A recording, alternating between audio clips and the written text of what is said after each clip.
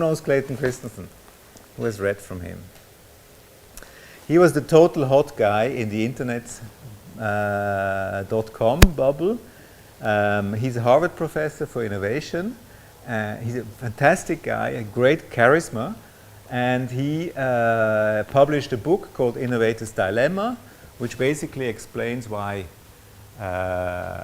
what's the dilemma of an innovator. So he talks about not perfect solutions which the innovators create, and they're getting better and better and better, so they disrupt suddenly the established players.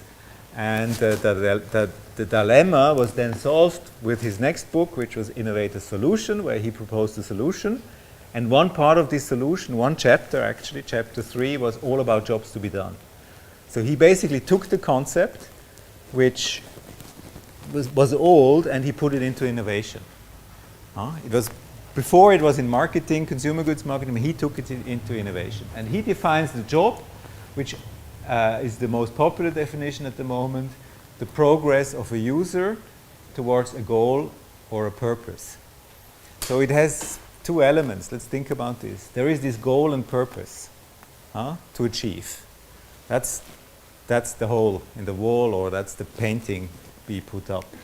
And then he talks about the progress of a user. So the progress are kind of the steps to get there.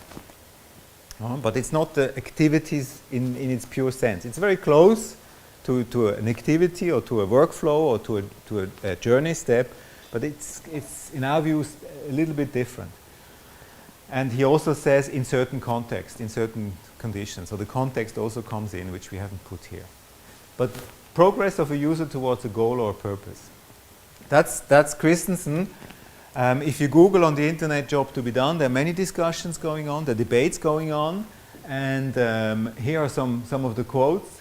He says, and that's really impressive, when you want to understand job to be done, then look at his, watch his milkshake video. It's about 5 minutes, and he explains job to be done on the example of milkshake. Very impressive, yeah?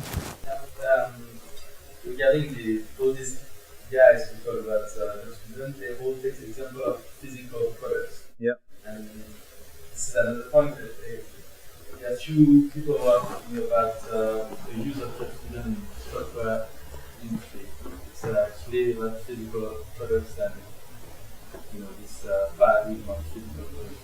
It's kind of weird because as many examples are from physical products, but that's in general the case. Not many are from services examples, but I think the application of job to be done in services and in software is even bigger. There is a whole movement which is called service logic. I don't know if you know this. Service logic turns product and service upside down. It says every product provides a service. And that's the first quote from Christensen. A product, he says, people hire a product. They don't buy a product, they don't use a product, they hire a product to get a job done. And then when something better comes along, they fire the product. So this works for investment, like, for example, Caterpillar trucks. They don't own. They hire the truck, and as long as it's good, and then they throw it away if something else is coming along. So a product delivers a service. And the software is the same. The software delivers a service to get a job done. So why do you want to, what's the services that you provide with the software? Okay, you take Microsoft. What's the service of Excel? What job does it fulfill? So that's an interesting question. So hire a product and then fire it when you don't want it anymore, when something better is coming along. Job is a way to express a user need, that's Alvig, and provide a frame, a customer-centric frame that's independent of a solution.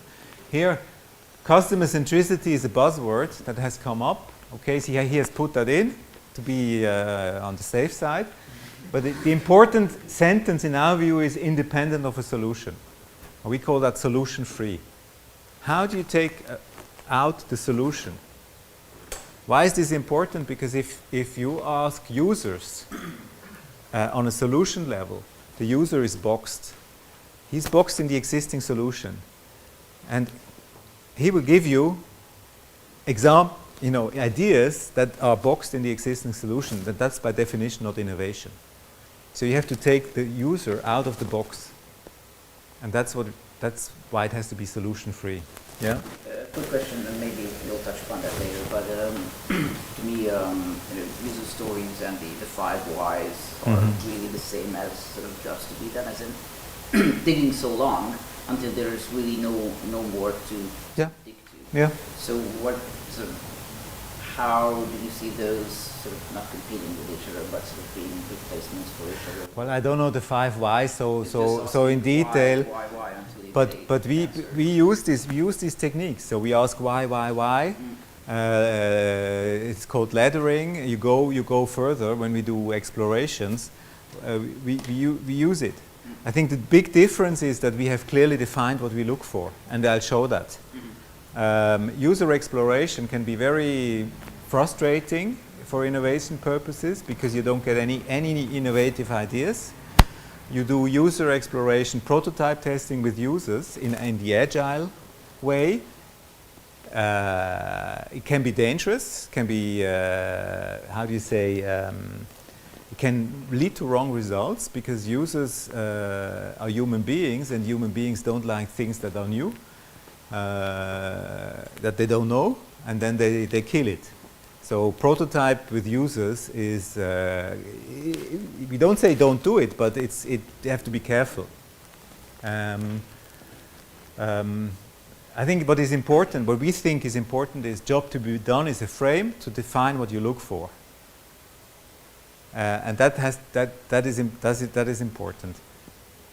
A good way we like job to be done is a lens through which to understand value creation. Or we say job to be done is a concept helping companies, startups and big companies, to define and predict what will be of value, what will be valuable for people. That's how we define it. Of course, our business model is companies. We provide services and projects to companies. But if you're a startup, you can say, okay, job to be done is a concept helping me to define and predict what will be of value to my people, to my market. No?